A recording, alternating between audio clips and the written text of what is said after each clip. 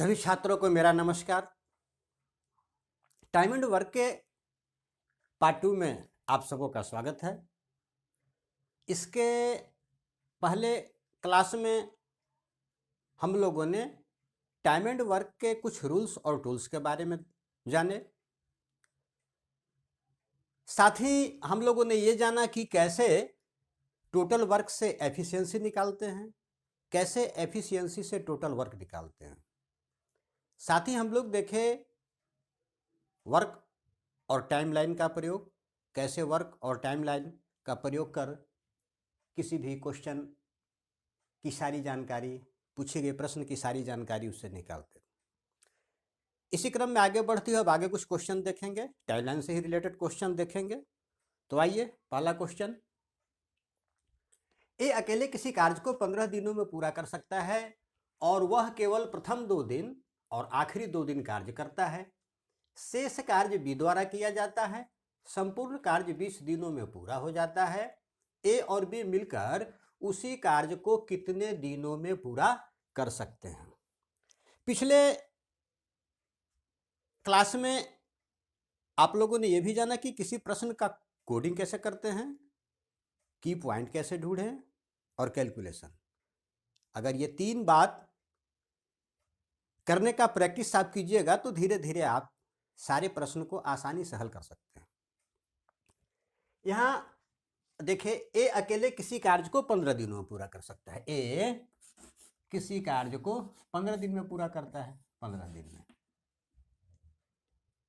वह केवल प्रथम 2 दिन और आखिरी 2 दिन कार्य करता है। टाइमलाइन बनाना पड़ेगा। तो मान लें कि काम यहां स्टार्ट होता है और काम यहां फिनिश हो जाता है।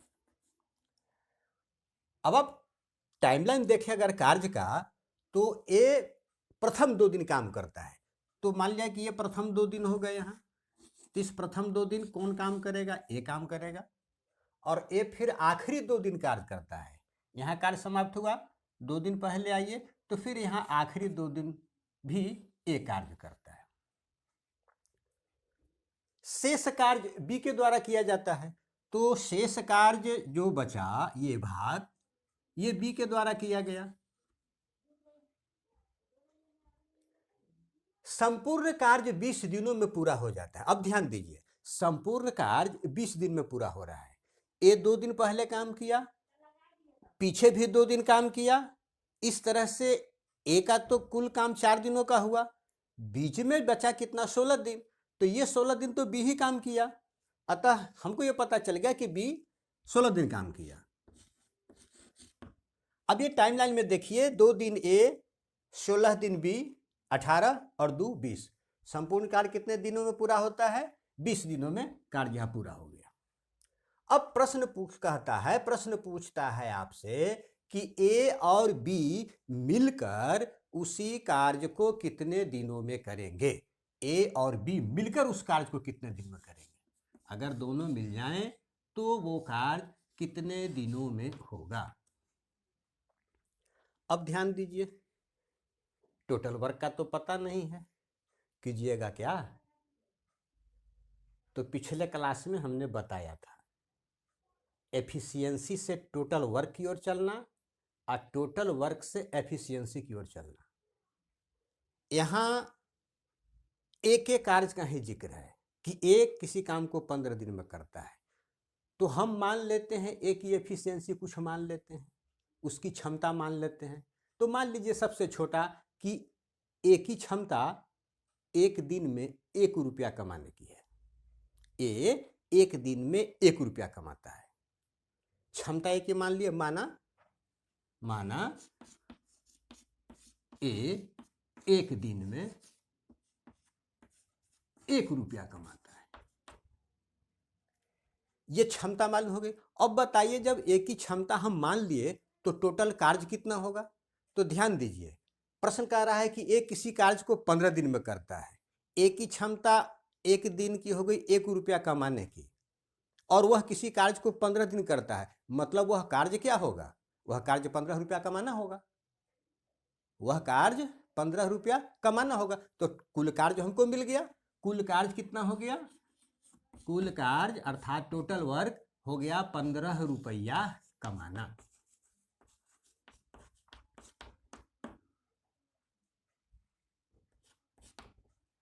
अब देखिए, एक ही क्षमता मान लिए, कुल कार्य हमको मिल गया कि कुल कार्य हो गया 15 रुपया कमाना। अब ध्यान दीजिए कुल कार्य होता कैसे है। तो ए यहाँ 2 दिन काम किया, 2 दिन काम किया, एक ही क्षमता 1 दिन में 1 रुपया लाने की है, तो 2 दिन में 2 रुपया लेकर के यहाँ आया ये। ए आखिरी 2 दिन काम किया, तो आखिरी 2 दिन काम किया तो 2 रुपया फिर यहां लेकर के आया, वो 2 रुपया फिर यहां लेकर के आया। तो इस तरह से 2 और 2 4 रुपया तो लेकर आ गया। बाकी बचा कितना, काम तो टोटल था 15 रुपया का, बाकी बचा 11 रुपया। तो 11 रुपया कौन लेकर के आया, 11 रुपया कौन कमाया, 11 रुपया का काम किसने किया, बी ने किया। तो बी 16 दिन में 11 रुपये का काम किया, अर्थात बी 16 दिन में 11 रुपया कमाया। तो बी जब 16 दिन में 11 रुपया कमाया तो बी एक दिन में कितना रुपया कमाएगा, 16/11। बी 11/16 कि 16/11। अच्छा देख, 16 दिन में 11 रुपया कमाता है तो एक दिन में 11/16 रुपया कमाएगा। बी एक दिन में 11/16 रुपया कमा रहा है, और एक दिन का जो काम होता है उसी को तो क्षमता कहते हैं। तो बी की क्षमता भी हमें मालूम हो गई कि बी एक दिन में कितना कमाएगा, 11/16 रुपया। ए की क्षमता हमने माना, बी की क्षमता निकल गई।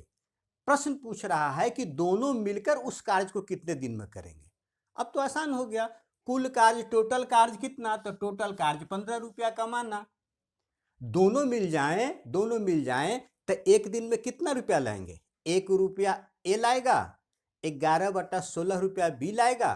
तो दोनों मिल जाएंगे तो 1 + 11/16 रुपीज लेकर के आएंगे।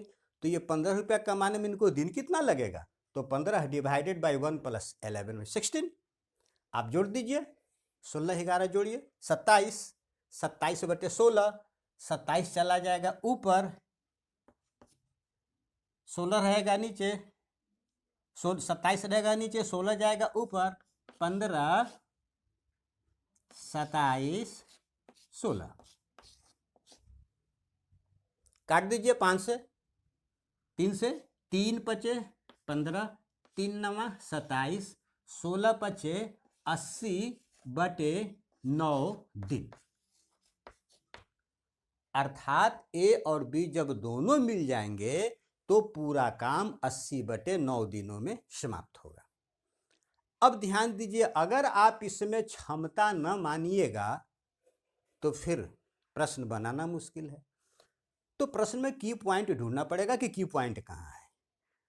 लास्ट में देखिए 27 है, नहीं की पॉइंट ढूंढिएगा तो फिर ये प्रश्न ही आपका 27 में पड़ जाएगा, फिर तो बड़ा पूजा पाठ कराना पड़ेगा। ठीक है, चलते हैं अब अगले क्वेश्चन की ओर।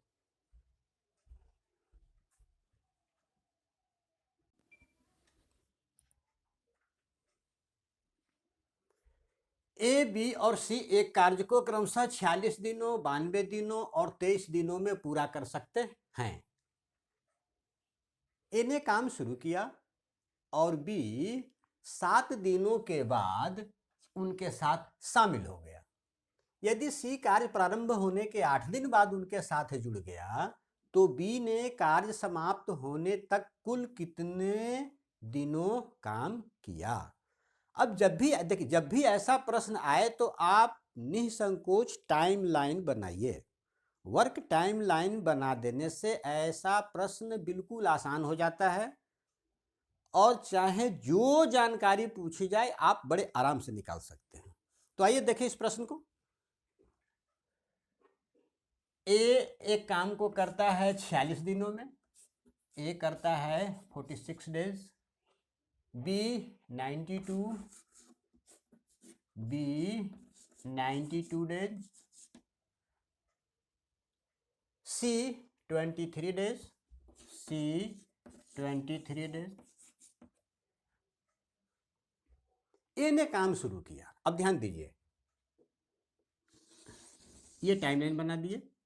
अब काम यहां स्टार्ट हो रहा है, काम स्टार्ट हो रहा है, शुरू कौन कर रहा है? ए शुरू कर रहा है। ए ने काम शुरू किया और बी 7 दिनों के बाद उनके साथ शामिल हो गया।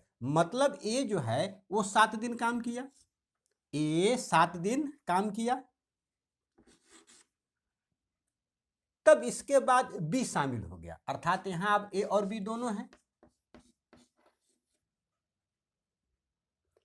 यदि सी कार्य प्रारंभ होने के 8 दिन के बाद उनके साथ जुड़ गया। अब ध्यान दीजिए, 7 दिन तो यहां काम हो गया, 8 दिन के बाद सी जुड़ रहा है, मतलब ए और बी दोनों मिलकर एक ही दिन काम किए। 7 दिन ए काम किया, 8वें दिन से सी शामिल हो जाता है, तो ए और बी एक दिन काम किए। अब यहां ए, बी और सी तीनों कार्य कर रहे हैं, जुड़ गया। बी ने कार्य समाप्त होने तक कुल, मतलब ये तब तक ये लोग काम करते रहे जब तक कि काम फिनिश न हो गया, काम समाप्त न हो गया। ये पता है ए 7 दिन काम किया, ए प्लस बी 1 दिन काम किया, ये तीनों कितने दिन काम किए? तो सबसे पहला काम हम लोग वर्क काम का पता लगाएंगे कि वह कौन सा काम है, टोटल वर्क क्या है। आप जान चुके हैं, हम लोग सुविधा के लिए दिए गए दिनों का एलसीएम लेते हैं। एलसीएम निकाल करके हम लोग एलसीएम जो निकला, जो एलसीएम होता है उसी को टोटल कार्य मान लेते हैं। उसी टोटल कार्य के अनुसार सबों की क्षमता निकाल लेते हैं, और क्षमता निकालने के बाद काम कैसे हुआ टाइमलाइन से वो निकाल लेते हैं। तो आइए सबसे पहले एक सोचे, एक काम सोचे ऐसा जो इन सबसे कटे, अर्थात इनका एलसीएम। तो आप देखिए, 23 दूनी 46, 46 दूनी 92, 92। मान लिया काम क्या है 92। अब आप एक बात यहां ध्यान दीजिए,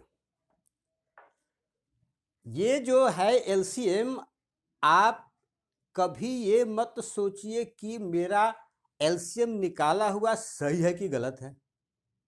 ये टोटल वर्क है, ना कि एलसीएम निकाल रहे हैं, टोटल वर्क निकाल रहे हैं। अरे एलसीएम तो इसलिए लेते हैं कि इससे भागा देने में कट जाए। अगर एलसीएम से कुछ ज्यादा हो गया, दुगना एलसीएम का हो गया, कोई बात नहीं है, आंकड़ा जो आएगा वो राउंड फिगर में आएगा। बस इसका इतना ही भूमिका है, इसकी भूमिका मात्र इतनी ही है। ये नहीं है कि एलसीएम नहीं निकाल दिए तो गलत हो गया, नहीं। एलसीएम नहीं, ये टोटल वर्क है, कुछ भी मान सकते हैं, 100, 200, 500, 400, 800, 10,000, 20,000, 92, 70, 80, कुछ भी मानिए, रिजल्ट वही आएगा। बस अंतर यही होगा कि कैलकुलेशन आपका कठिन हो जाएगा। और आप तो जानते हैं कि कॉम्पिटिटिव एग्जाम में समय का बहुत महत्व होता है। तो मान लिया हम फिलहाल हम लोग मान लें कि काम क्या है, 92 रुपया कमाना, 92 रुपया कमाना।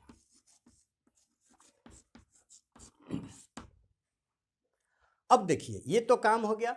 ए एक काम को 46 दिन में कर रहा है, अर्थात ए 46 दिन में 92 रुपया लेके आ जाएगा। अर्थात ए एक दिन में निकाल दीजिए आप सबका क्षमता, 46 दूनी 92, ये इसकी क्षमता 1 रुपये, इसकी क्षमता 2 रुपये, इसकी क्षमता 4 रुपये।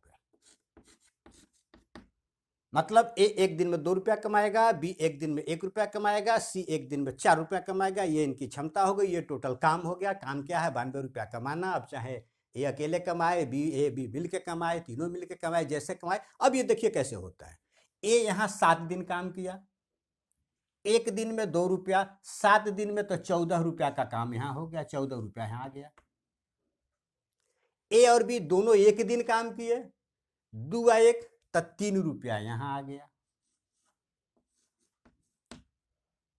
बचा क्या, 14 3 17 रुपये का तो काम हो गया, 17 रुपया आ चुका है। बचा कितना, घटा दीजिए 92 में 17, 12 में से 7 गया 5, 8 में से 1 गया 7, बच गया काम कितना 75 रुपया। ये 75 रुपया जो काम बचा वो तीनों मिलके किए, ए बी और सी।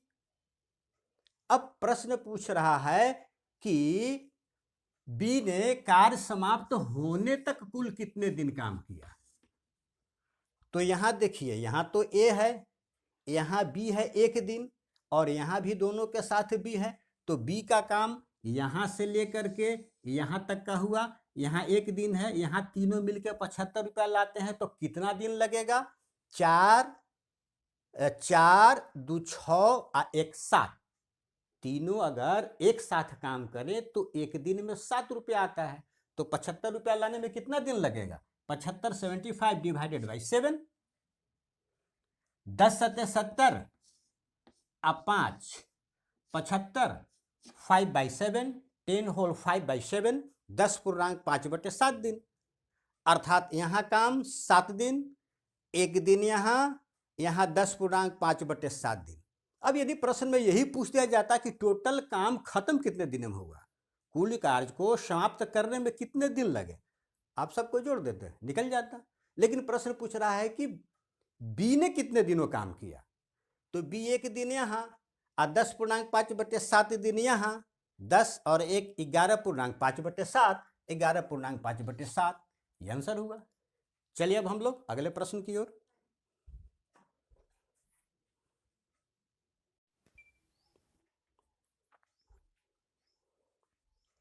प्रश्न है, ए और बी मिलकर किसी कार्य को 15 दिनों में समाप्त कर सकते हैं।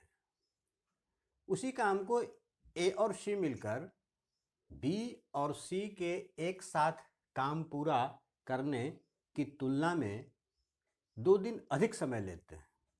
यदि तीनों ए बी और सी मिलकर उस कार्य को 8 दिनों में पूरा कर सकते हैं, तो ए अकेला उस कार्य को कितने दिनों में पूरा करेगा?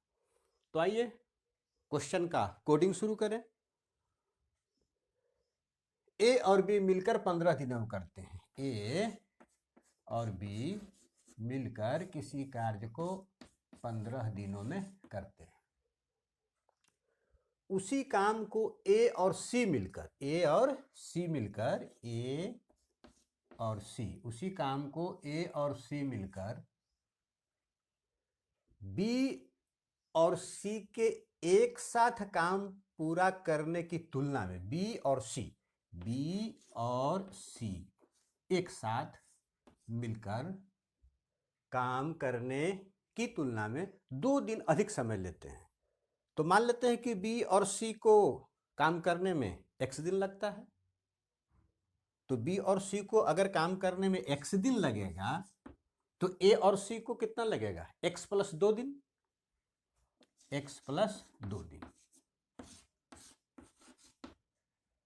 आगे प्रश्न में ए बी और सी मिलकर उस कार्य को 8 दिनों में पूरा करते हैं। तीनों मिल जाए ए बी और सी, तो वो काम को 8 दिन में समाप्त कर देते हैं। तो ठीक है, यहां लिख देते हैं ए बी और सी, अगर ये तीनों मिल जाए तो काम कितने दिन में खत्म हो जाएगा? 8 दिन में खत्म हो जाएगा। तो ए अकेला उस कार्य को कितने दिनों में पूरा करेगा? हमें ज्ञात करना है कि ए उस कार्य को कितने दिन में करेगा। अब चलिए जानकारी में आगे बढ़ते हैं। ये सबसे पहले कार्य का निर्धारण कर लीजिए कि आखिर वो कौन सा काम है। तो 15 और 8 का एलसीएम लें।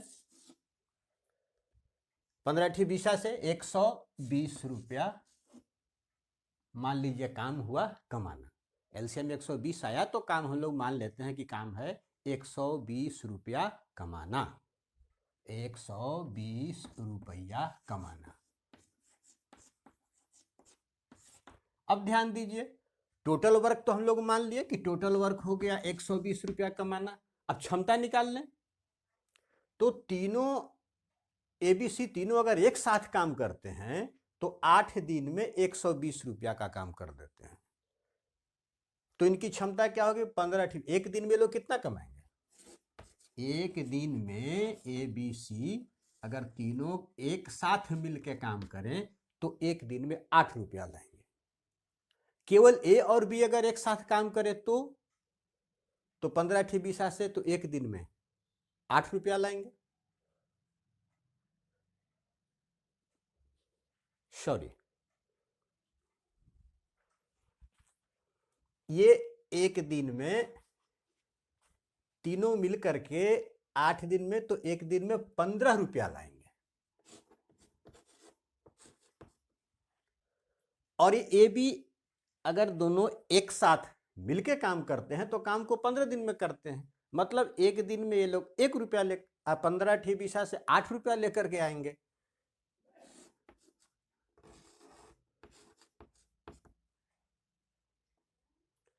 ये तो क्षमता मालूम हो गया। आगे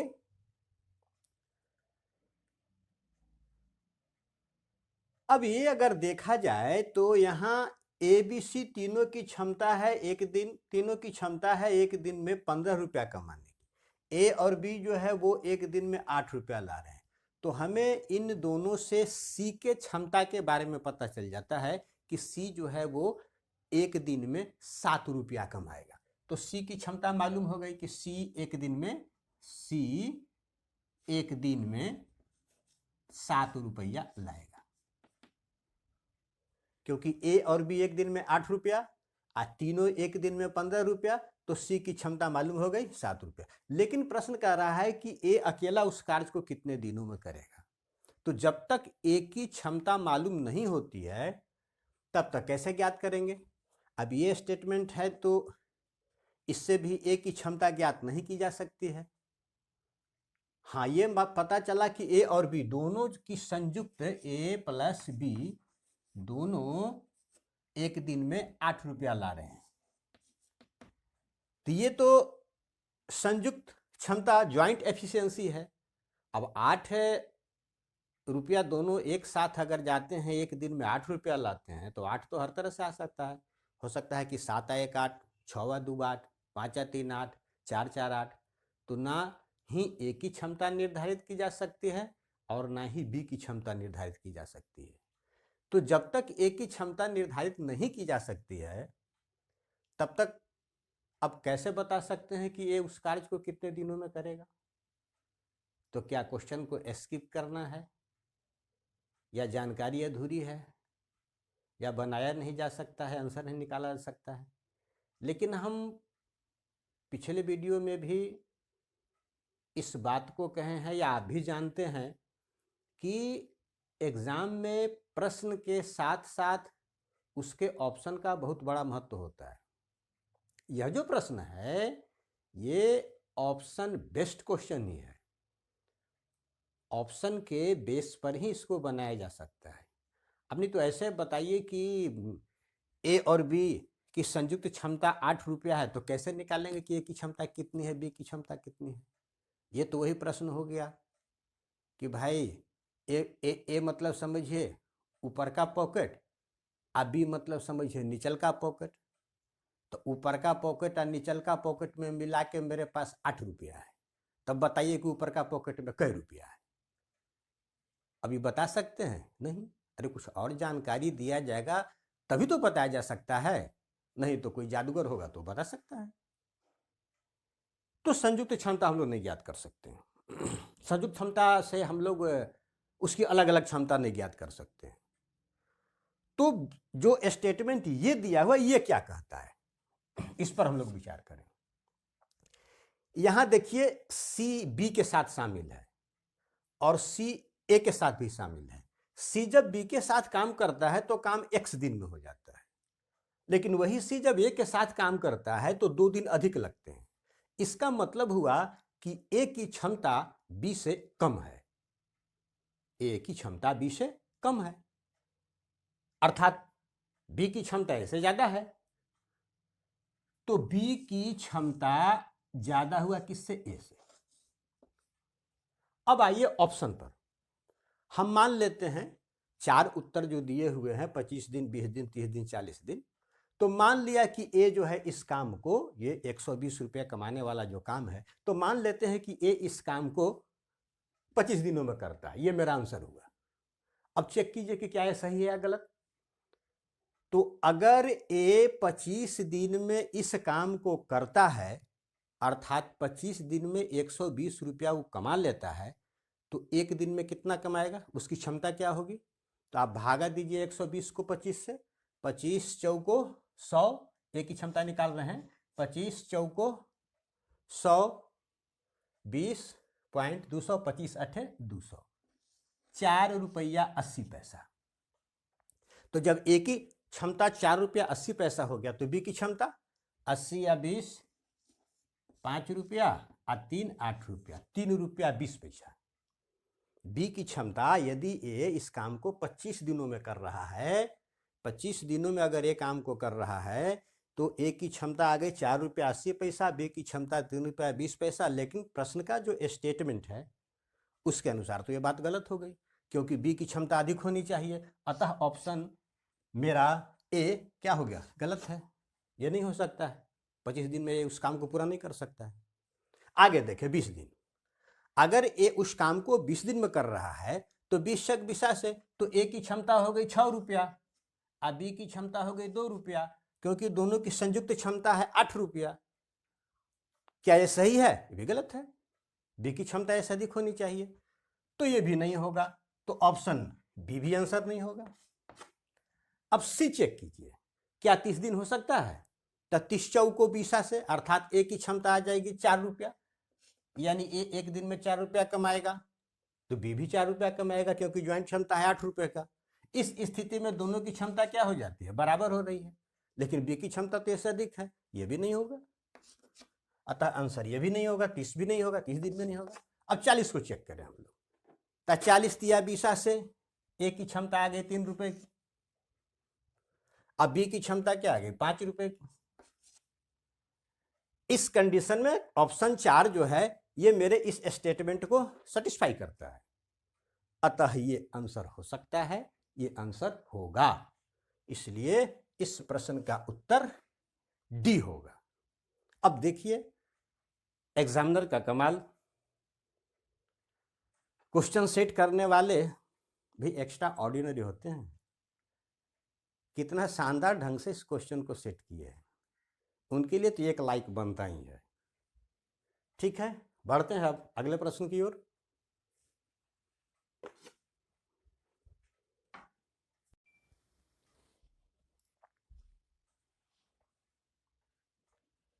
दो आदमी एक दीवार को क्रमशः 15 दिनों और 20 दिनों में बना सकते हैं।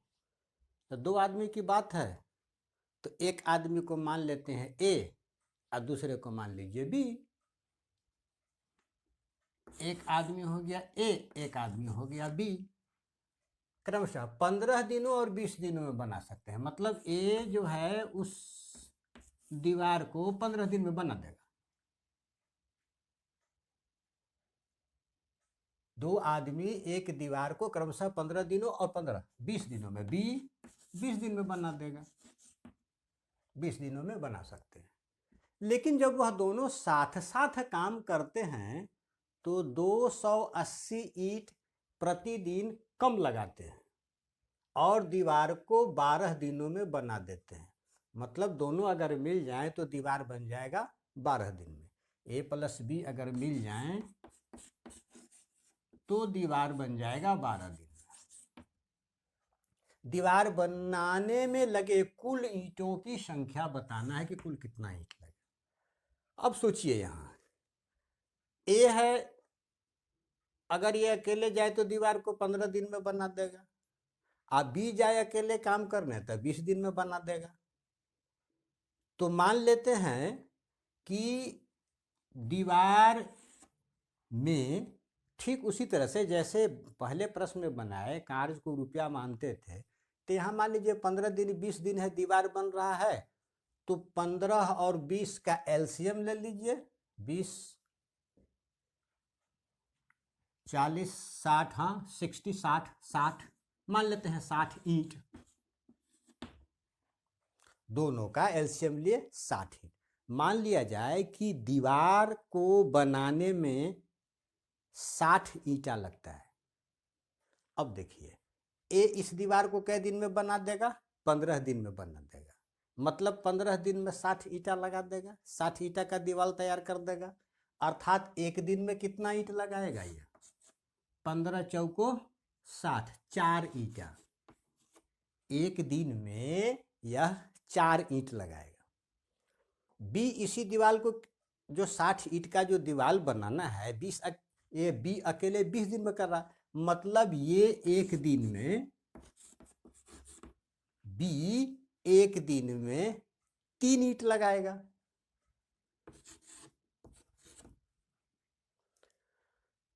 अब देखिए ए और बी दोनों मिलकर के काम को कितने दिन में कर रहे हैं? 12 दिन में कर रहे हैं। ए एक दिन में 4 ईंट, बी एक दिन में 3 ईंट, तो दोनों अगर मिल जाएं तो एक दिन में कितना ईंट लगाएंगे? 4 और 3 7। तो दोनों मिल जाए तो 12 दिन में कितना ईंट लगाएंगे? बरसते 84 ईंट।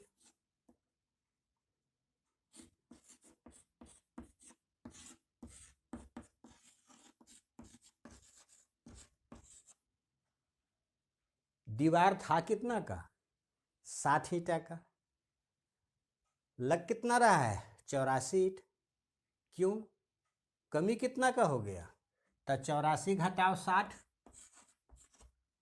यानी कि 4 24 ईंट। इसका मतलब ए और बी दोनों जब एक साथ अगर मिल जाएं और काम करें तो 12 दिन में ये लोग 24 ईंट की चोरी कर ले रहे हैं, 24 ईंट कम लगा रहे हैं। कब? जब दीवार 60 ईंट का था। क्योंकि यहां प्रश्न में है कि 280 ईंट प्रतिदिन कम लगाते हैं, तो 12 दिन में 24 ईंट कम लग रहा है, तो एक दिन में कितना ईंट कम लगेगा? ए प्लस बी एक दिन में, अब 12 दिन में लोग 24 ईंट कम लगा रहे हैं, तो एक दिन में कई ईंट कम लग रहा है? 2 ईंट। एक दिन में 24/12 अर्थात 2 ईंट कम। अब हमें एक स्केल पता चल गया। क्या? कि अगर 60 ईंट का दीवार बनना है, अगर दीवार को बनाने में 60 ईंटा लग रहा है, तो ये दोनों जब साथ मिल जाएंगे ए और बी, तो एक दिन में ये सब 2 ईंटा कम लगाएंगे। एक दिन में ये लोग 2 ईंट कम लगाएंगे। अगर दीवार 120 ईंट का बनना हो तब ये लोग एक दिन में 60 दूनी 120, तो 2 दूनी 4, 4 ईंट कम लगाएंगे।